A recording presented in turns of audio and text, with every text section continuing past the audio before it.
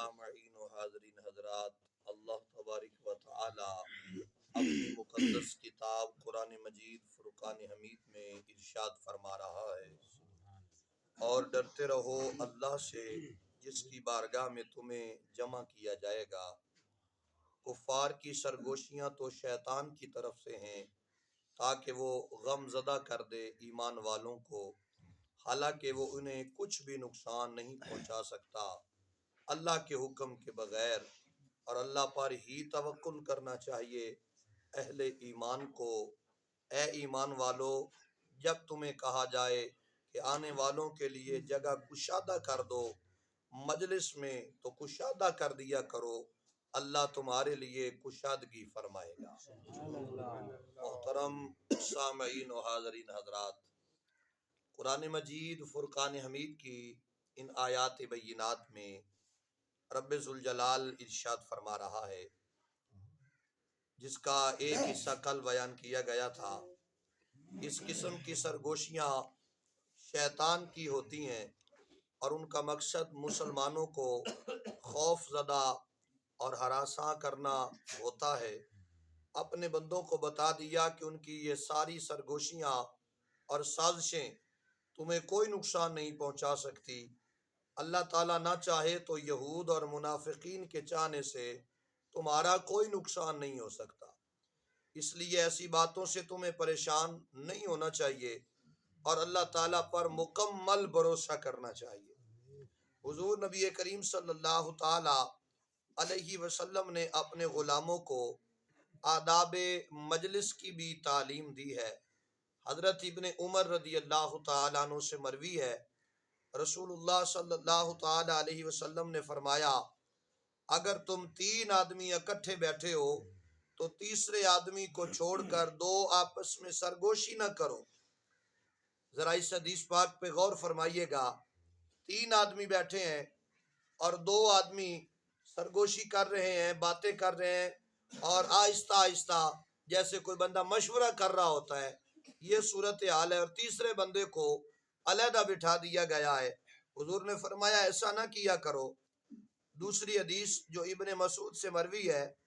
اس میں اس کی حکمت بتا دی۔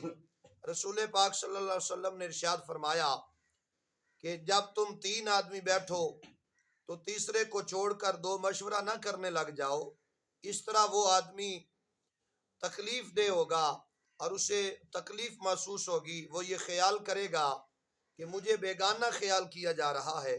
یا ان کی نظروں میں میری کوئی عزت نہیں، اور اگر اس آدمی کے پاس اور آدمی آ کر بیٹھ جائیں تو پھر 2 کی سرگوشی منع نہیں ہے، کیونکہ اب وہ 3 نہیں رہے، اب وہ زیادہ کی تعداد ہو چکی ہے۔ مطلب اگر 3 بندے بیٹھے ہیں تو 2 بندے سرگوشی کریں تو اسے حدیث نبوی میں منع کیا گیا ہے کہ ایسا نہ کیا کرو، کہ اس طرح کرنے سے تیسرے بندے کو تکلیف ہوتی ہے۔ اس آیت میں مسلمانوں کو مل بیٹھنے کے ایسے آداب سکھائے جا رہے ہیں جن پر عمل کرنے سے باہمی محبت بڑھے اور ایک دوسرے کا احترام پیدا ہو۔ فرمایا اگر مجلس میں لوگ بیٹھے ہوئے ہوں اور باہر سے دوسرے حضرات آ جائیں تو پہلے سے بیٹھے ہوئے لوگوں کے لیے یہ مناسب نہیں کہ آنے والوں کی پرواہ تک نہ کریں اور اس بات کا انہیں خیال ہی نہ آئے کہ انہیں بیٹھنے کے لیے جگہ ملی ہے یا نہیں، بلکہ ان پر ضروری ہے کہ وہ انہیں عزت سے بٹھائیں، اور اگر بھیڑ بہت زیادہ ہو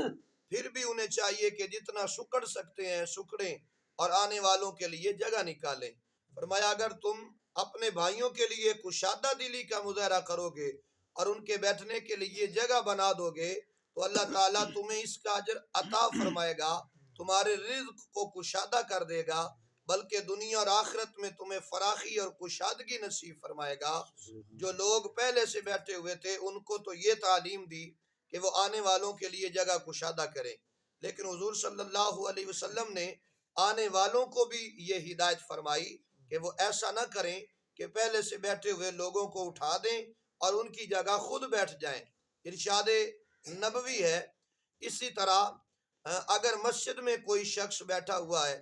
تو کسی کو اجازت نہیں کہ اسے اٹھا کر خود اس کی جگہ پر بیٹھ جائے۔ اگر کسی شخص نے کسی آدمی کو بھیجا کہ تم پہلے جا کر میرے لیے ایک نشست محفوظ کر لو اور وہاں بیٹھ جاؤ، جب وہ شخص وہاں جائے تو وہ اس آدمی کو اٹھا سکتا ہے۔ اسی طرح اگر کسی نے اپنی جائے نماز بھیج دی کہ پہلی صف میں اس کے لیے بچھا دی جائے تو یہ درست ہے، جس وقت بھی وہ آئے جائے نماز پر بیٹھ سکتا ہے، لیکن ایسا خیال لازمی رکھنا چاہیے کہ ہر بندے کو دوسرے پر ترجیح دی جائے، یعنی آنے والے کو زیادہ ترجیح دی جائے تاکہ ایک دوسرے کا باہمی محبت کا رشتہ جو ہے وہ برقرار رہے، بڑھتا رہے۔ تو عزیزان گرامی قدر، قرآن مجید فرقان حمید کی آج کی آیات بینات سے جو ہمیں سبق ملا ہے وہ یہ ہے کہ ہم جس طرح کوشش کرتے ہیں دنیا کے معاملات میں آگے بڑھنے کی، اسی طرح دین کے معاملے میں بھی آگے بڑھنے کی کوشش کریں۔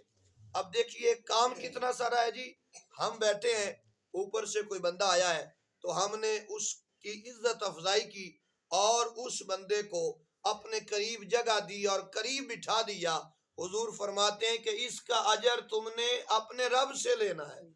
اور اس کا اجر کتنا ہے؟ قرآن کے الفاظ ہیں کہ اسے اجر عظیم عطا کیا جائے گا، اور جو بندوں کے لیے جگہ کر دیتا ہے، توسیع کر دیتا ہے، اللہ تبارک و تعالی خود اس کے لیے جگہ وسیع فرما دے گا۔ تو اللہ تبارک و تعالی کی بارگاہ اقدس میں دعا ہے خالق کائنات ہم سب کی حاضری کو اپنی بارگاہ میں قبول